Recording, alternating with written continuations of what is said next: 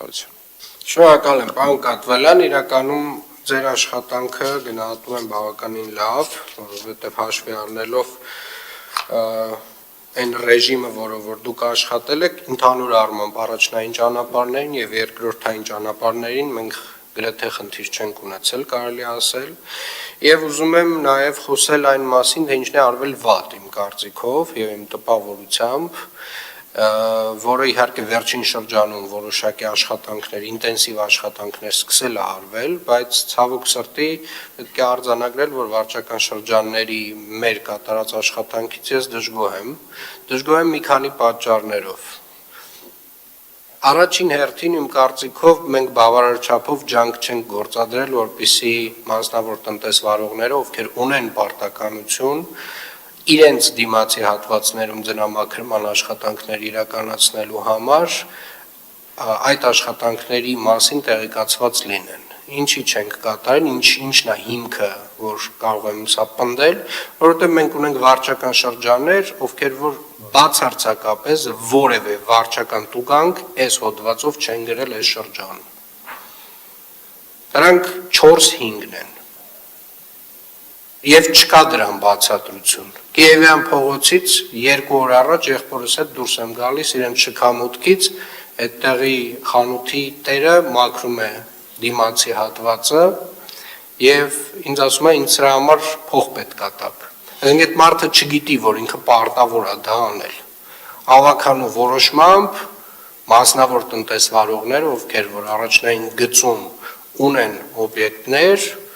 հասարակական տարածքներ, բիզնես, իրենք պարտավոր են այս ձնամաքրման աշխատանքներին մասնակցել։ Պարտավոր են նաև համատիրությունները։ Սա մեկ։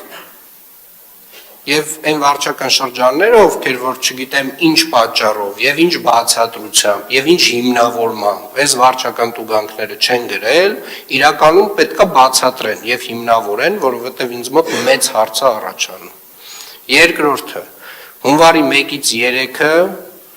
եթե ոչ 31-ից մեր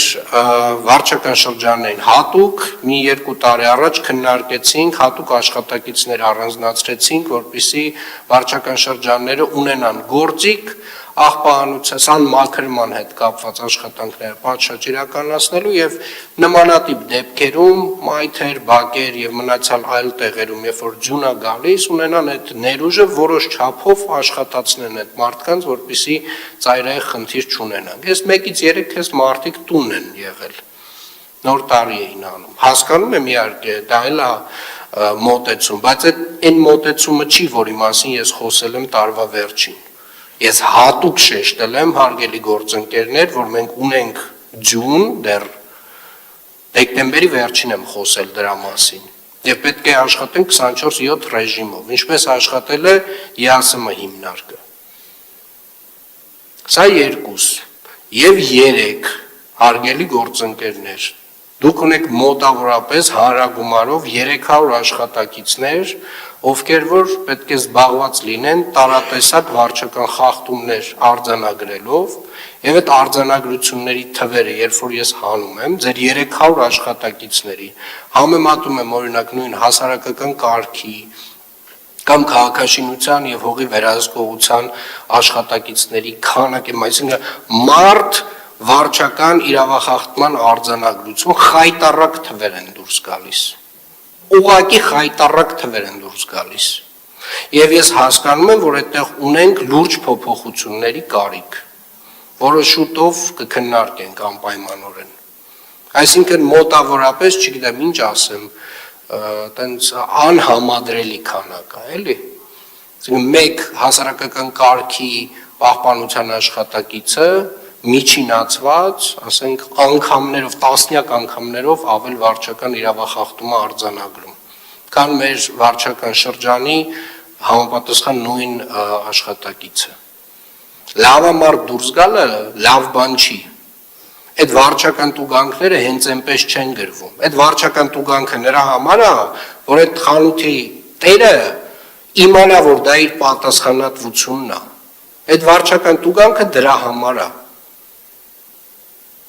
Որովհետև ինքը պարտավոր չի այս գործակարգ հավարականը լսել, բայց ինքը պարտավոր է ավականու որոշումը կատարել։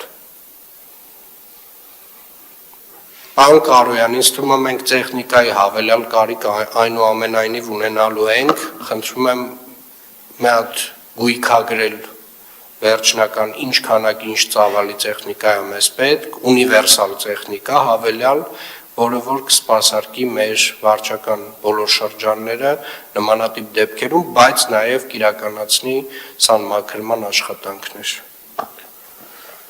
Երևանի ավտոբուս։ Պարոն քաղաքապետ, հաշվետու երկշաբթի ընթացքում 76 երթուղիներում սպասարկել